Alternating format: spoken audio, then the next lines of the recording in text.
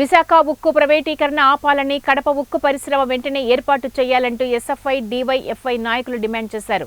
32 మంది ప్రాణ బలిదానంతో ఏర్పాటైన విశాఖ ఉక్కును ప్రైవేట్ పరం చేయాలని కేంద్రం చూస్తుందని, విభజన హామీలలో ప్రధానమైన కడప ఉక్కును ఏర్పాటు చేయడంలో నిర్లక్ష్యం వహిస్తున్నారని ఎస్ఎఫ్ఐ, డీవైఎఫ్ఐ విద్యార్థి, యువజన సంఘాల నాయకులు మండిపడ్డారు. విశాఖ ఉక్కు ప్రైవేటీకరణ ఆపాలని, కడప ఉక్కు పరిశ్రమ నిర్మించాలని కోరుతూ రాష్ట్ర వ్యాప్తంగా కడపలో ఎస్ఎఫ్ఐ, డీవైఎఫ్ఐ ఆధ్వర్యంలో అంబేద్కర్ సర్కిల్ నందు నిరసన కార్యక్రమాన్ని చేపట్టారు.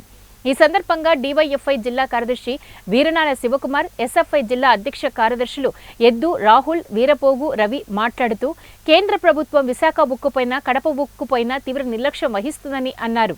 నాడు విశాఖ ఉక్కు ఆంధ్రుల హక్కు అని నినదించి సాధించుకున్న విశాఖ ఉక్కును నేడు నష్టాలు వస్తున్నాయన్న సాకుతో కార్పొరేట్ శక్తులకు అమ్మే ప్రయత్నం వంటి కుటిల ప్రయత్నాలు బీజేపీ ప్రభుత్వం చేస్తుందని అన్నారు. ముఖ్యమంత్రులు మారి ఈరోజు శిలాఫలకాలు వేసిపోతున్నారే తప్ప ఈరోజు పరిమ నిర్మాణానికి ఎక్కడ మాట్లాడే పరిస్థితి లేదు. ఈరోజు శిలాఫలకాలు సమాధి రాళ్ళ లేక ఈరోజు వెక్కిరిస్తున్నాయి తప్ప ఈరోజు స్టీల్ ప్లాంట్ ఎప్పుడు ఏర్పాటైందని ఊరికి అర్థం కాని పరిస్థితి. ఎందుకంటే గడిచిన పార్లమెంట్ సమావేశాల్లో ఇన్నిసార్లు నిరుగుతగిన బీజేపీ ప్రభుత్వం ఒక్కసారి కూడా స్టీల్ ప్లాంట్కు రూపాయి కూడా విధించలేదంటే ఈ ప్రాంత ప్రజలపైన ఎంత వివక్షత ఉందో అర్థమవుతుందని చెప్పేసి మనం చెప్తా ఉన్నాం. కనీసం ఈ ప్రాంత ఎంపీలైనా మాట్లాడతారనుకుంటే ఈరోజు బీజేపీతో పోరాడే శక్తి లేక ఈరోజు నిర్మానుషంగా ఉండే పరిస్థితి ఏర్పడుతూ ఉంది. ఇది మారాలని చెప్పేసి మేము చెప్తున్నాం. ఎందుకంటే మన గడిచిన ఎన్నికల్లో స్పష్టంగా అర్థమవుతా ఉంది.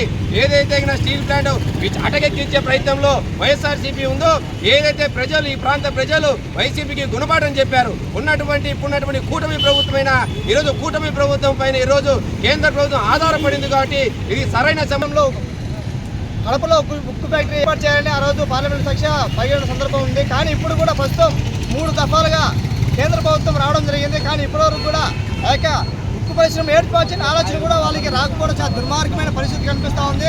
అదేవిధంగా ఈరోజు విశాఖ ఉక్కు ఆంధ్రప్రదేశ్కు నిన్నదంతో 32 మంది ప్రాణాలు ఇచ్చినటువంటి సంఘటన జరిగింది. కానీ ఈరోజు ఈ యొక్క కేంద్ర రాష్ట్ర ప్రభుత్వాలు ప్రైవేటీకరణ చేయాలని ఈరోజు దుర్మార్గమైన ఆలోచన కల్పిస్తూ ఉంది.